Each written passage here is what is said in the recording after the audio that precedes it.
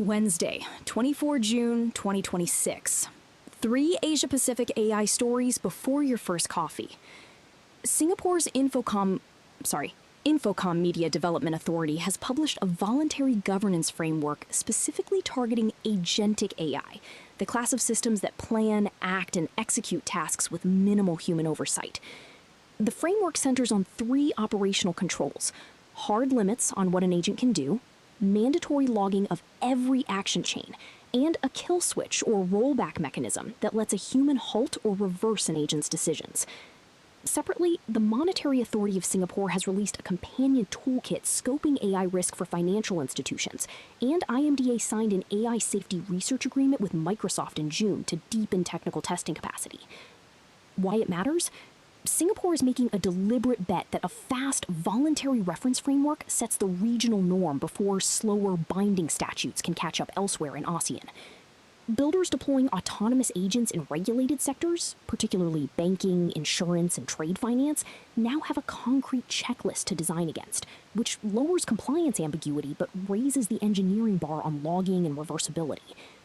Capital allocators backing agentic AI startups across Southeast Asia should expect due diligence questions to converge on these 3 controls. The second-order effect worth tracking is whether Malaysia's MDEC and Thailand's ONDE adopt compatible language, because interoperability across ASEAN governance frameworks will determine whether multi-market agent deployments stay viable or fragment into country-by-country builds. So, Oracle confirmed it cut roughly 21,000 roles globally in 2026, telling investors that software now handles tasks previously done by people. Database administration and routine solution engineering, 2 staples of Asia's IT services trade, sit squarely in the firing line. India's overall tech headcount still grew according to NASSCOM figures, but the composition of hiring has shifted hard toward AI, cloud, and data skills, signaling that volume alone no longer guarantees workforce resilience. Why it matters? Asia's services exporters, particularly Indian majors like TCS, Infosys, and Wipro, built their models on scale and cost arbitrage. When a hyperscaler the size of Oracle publicly attributes headcount reduction to automation, it reprices the baseline expectation for every outsourcing contract and negotiation. Junior hiring is not stopping, but what a graduate must know on day 1 is changing fast, with firms now screening for prompt engineering, model fine-tuning, and cloud-native architecture rather than legacy database work. Capital allocators should watch gross margins at mid-tier Indian IT firms over the next 2 quarters. Those slow to retool will feel pricing pressure first. The durable competitive edge is migrating from headcount and hourly rates toward judgment, system integration, and client trust.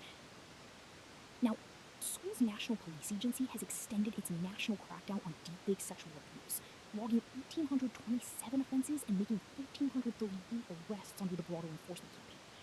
In Hong Kong, police dismantled a deepfake romance and investment scam ring worth roughly $46 million, with a separate network targeting victims across Taiwan, Singapore, and Malaysia. The parallel operations signal that law enforcement agencies across Asia are now treating AI-generated synthetic media not as a novelty threat, but as mainstream volume crime requiring dedicated task forces and cross-border coordination. Why it matters? The enforcement pattern tells operators and platform builders that regulatory tolerance for synthetic media misuse is